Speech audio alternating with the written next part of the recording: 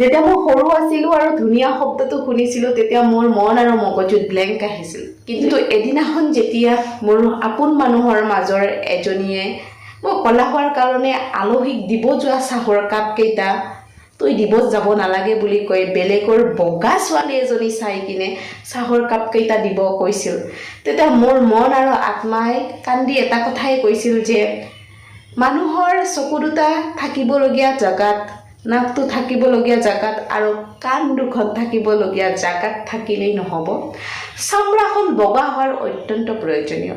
কিন্তু পিছলৈ দিন বাগৰি যোৱাৰ পিছত জীৱন নামৰ কিতাপখনৰ পৃষ্ঠা কেইটামান অতিক্ৰম কৰাৰ পিছত বিউটিফুলৰ ডেফিনেশ্যন মই চেঞ্জ কৰাই দিলোঁ। হেল্ল' নমস্কাৰ, মই হীৰামণি, আপোনালোক সকলোকে মোৰ অকণমানি ইউটিউব তথা ফেচবুক পেজলৈ স্বাগতম জনাইছোঁ।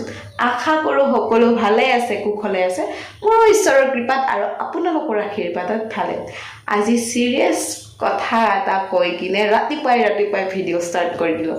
এয়া মোৰ চাকি বন্তি দিয়া হ'ল, ঘৰ চৰো মোচা হ'ল, এতিয়া বনাব লাগে ভাত। বাবু, দেউতাক, বাবু সকলো শুই আছে আৰু মা বাহিৰত গা ধুব গৈছে। তো দিন কাৰ্য আৰম্ভ কৰি দিওঁ নে কি কয় গাইজ? কামো কৰি থাকিম, কথাও পাতি থাকিম, ব্লগো আৰম্ভ কৰি থাকিম নে কি কয়? তো লেটছ ষ্টাৰ্ট দ্য ভিডিঅ'। প্ৰথমতে খিৰিকীখন মেলি প্ৰকৃতিৰ সৌন্দৰ্যতা উপভোগ কৰিলোঁ। চকুৰ পিয়াহ কমি যায় এই সৌন্দৰ্যতাত। আৰু এইফালে ৰাতিতে ফৰমাইজ কৰি থৈ দিছিল যে জিকা আৰু আলু ভাজিবা, অলপমান জলকীয়া দিবা, খাই কিনে ভাল লাগিব। বহুত দিন খোৱা নাই জিকা, সেইকাৰণে আনিছিল তেখেতে আৰু এয়া মই ফৰমাইজ অনুসৰি আৰম্ভ কৰি দিলোঁ কাম। তো আপোনালোকেও চাই থাকিব। ৱাইডৱে অলপ আগত আপোনালোকক কৈছিলোঁ যে মই জীৱন নামৰ কিতাপখনৰ পৃষ্ঠা কেইটামান অতিক্ৰম কৰাৰ পিছত বিউটিফুলৰ ডেফিনেশ্যন চেঞ্জ কৰাই দিছোঁ। কিনো সেই ডেফিনেশ্যন? শুনো আহক। আপুনি সকলোতকৈ নিজক ধুনীয়া তেতিয়া দেখিব যেতিয়া আপুনি দৈহিক আৰু সাংসাৰিকতাক চেলেঞ্জ কৰিব। লোহা এবিধ এনেকুৱা ধাতু যাক 1000 ডিগ্ৰীত পুৰিলেহে বহুত সুন্দৰ আকাৰ দিব পাৰি। কিন্তু যদি আপুনি লোহা এপাত এনে পেলাই থৈ দিয়ে তাৰ একো কাম নাথাকে। সৌন্দৰ্যতা তেতিয়া আহে যেতিয়া পুৰি আঙাৰ হৈ যায়।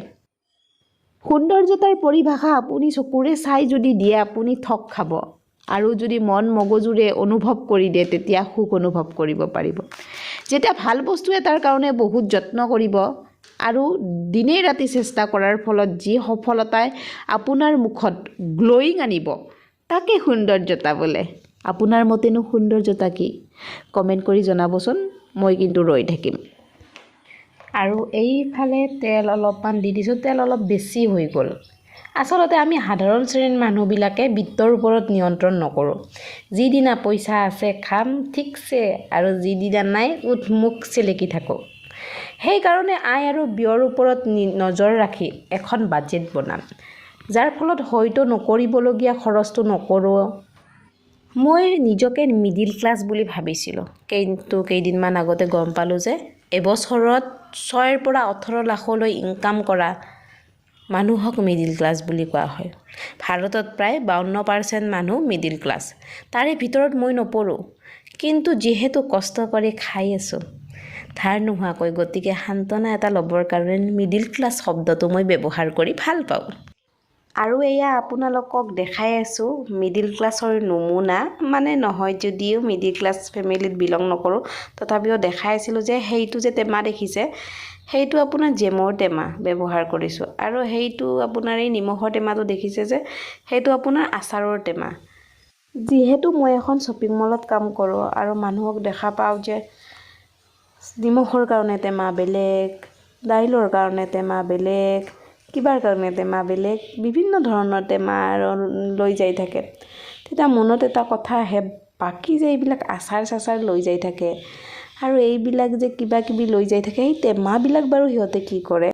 এটা কথা বাৰু আপোনালোক পুৰুষসকলে যদি মোৰ ভিডিঅ' চাই অনুভৱ কৰেনে আপোনাৰ মহিলাজনে আপোনাৰ কাৰণে, আপোনাৰ ফেমিলিটোৰ কাৰণে কিমান কষ্ট কৰে? কিছুমানে কিন্তু অনুভৱ নকৰে যেন অনুভৱ হয় মোৰ। কিয় জানেনে? কালি মই কাম কৰি থকা ঠাইত এজনী মহিলাই হাজবেণ্ডক কিবা এটা দেখাই লওঁ বুলি কোৱাত ধেত কাম নাই বুলি চিঞৰি উঠিছিল। তাৰ পিছত মহিলাজনী হাঁহি এটা মাৰি গুচি গৈছিল। এজনী স্ত্ৰীয়ে বিচাৰে যে তেওঁকো মানুহ বুলি ভাবে সকলোৱে। স্ত্ৰীক মানুহ জ্ঞান কৰি নিজে যিটো ব্যৱহাৰ এক্সপেক্ট কৰে সেই ব্যৱহাৰ স্ত্ৰীকো দিব লাগে।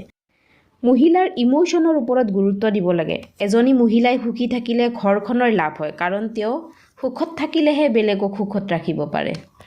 আৰু এতিয়া জিকা আলু ভাজা প্ৰায় হ'লে এতিয়া মই আপোনাৰ চাউল কেইটামান ধুই আনি কিনে পাতি দিওঁ, হৈ থাকিব আৰু দুটা একেলগে।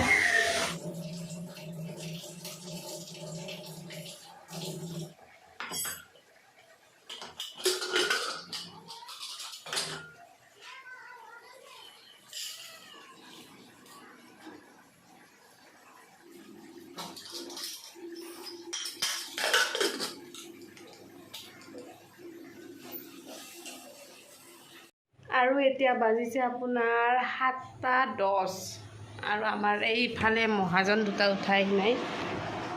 উঠা না, উঠা বাবু, 7টা বাজি গেল বাপাই, উঠা আহা বাবা, উঠা। হামু দিবা ধৰা যে আৰু হামু দিব ধৰা যে কিয়? Good morning papa, good morning দেচোন, গাড়ীখনত উঠি সকলো গুড মৰ্ণিং পাপা।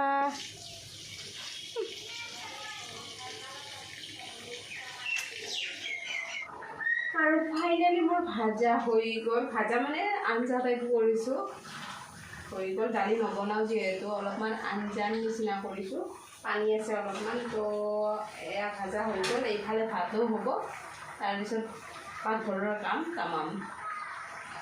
মা গা চা ধুই আহি কিনে ক'ব ধৰিছে যে পানী খালিনে? মই পাহৰিয়ে গৈছিলোঁ যে সুদা পেটত এগিলাচ পানী খাব লাগে। কাম কৰি থাকিলে কিবা পাহৰি যোৱা যায়, আৰু কোনোবাই মনত পেলাই দিলে খুব ভাল লাগে। পানীত নেমু আৰু মৌ মিহলাই খালে ইমিউনিটি মানে ৰোগ প্ৰতিৰোধ ক্ষমতা বাঢ়ে বোলে। গতিকে পানী এগিলাচত নেমু আৰু মৌ মিহলাই পানী খালোঁ। আৰু এইফালে মৰিকেইখনে মোলৈ চাই কৈ আছে মোক সোনকালে গুচাই দে বিচনাৰ ওপৰৰ পৰা, টাইম হ'ল আৰু গুচাব। সেইকাৰণে ময়ো আহি কিনে ধুনীয়াকৈ মৰিখন গুচাব ধৰিলোঁ।